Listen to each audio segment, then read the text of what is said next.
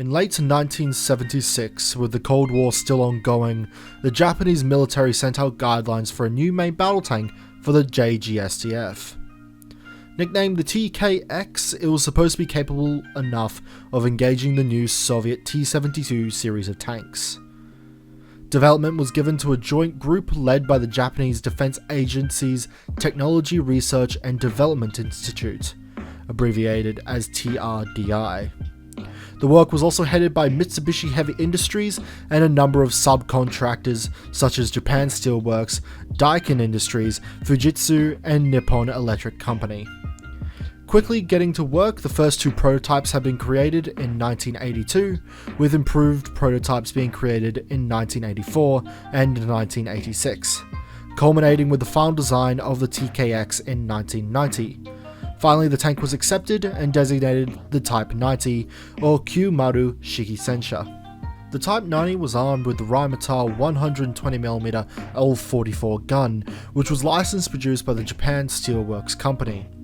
The Type 90 was designed to fire the JM33 round, which was a copy of the German DM33 round. Penetration-wise, it is hard to confirm how much armor JM33 can penetrate.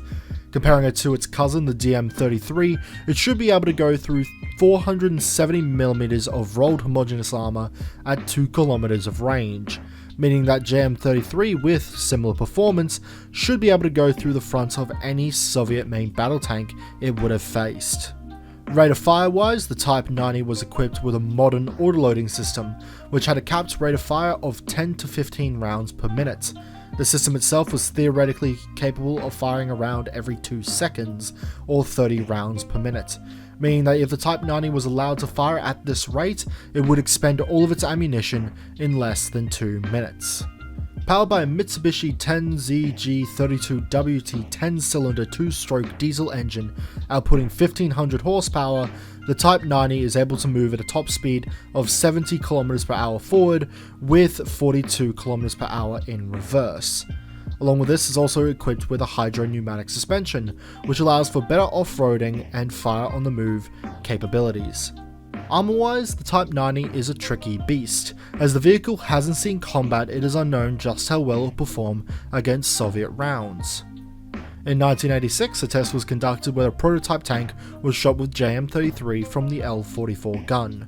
The test concluded that the tank was able to stop rounds as strong as JM33, however this test wasn't very well documented. As far as I'm able to find, there is only one picture of the test. The image itself shows that the Type 90 was struck in the right turret cheek, and as far as we can tell from the images, the tank was only shot once. Unfortunately, this isn't conclusive evidence in telling how strong the Type 90's armor actually is. Since the Type 90's introduction in 1990, 341 vehicles have been created and delivered to the JGSDF. The Type 90 is due to be phased out over the next couple of decades as the new and more modern Type 10 takes its place. But with that being said, I hope you've enjoyed this episode of The History Of. If you have any vehicles that you would like to see, please leave them in the comments below. And if you haven't yet, a like and subscribe helps out immensely. I'll also be doing a live stream on my Twitch 1 hour after this video goes live. If you haven't checked out my Twitch yet, this is what you're missing out on. That reminds me of a story when I was younger. First time I'd actually watched The Matrix, I was maybe like 8 or 9. First time I watched The Matrix. I'm at school telling all of like the people in my class about The Matrix, and I'm going like, oh yeah, you know, we're all in this simulation and everything like that, and just trying to essentially explain The Matrix to everyone in my class. And I was trying to convince everyone that The Matrix was real. What? Me trying to convince everyone that The Matrix is real? It was really funny though, because like a couple of kids actually believed me. A couple of kids actually believed me, right? And when their parents came, I was told off by their parents because I'd scared them into believing that The Matrix was real.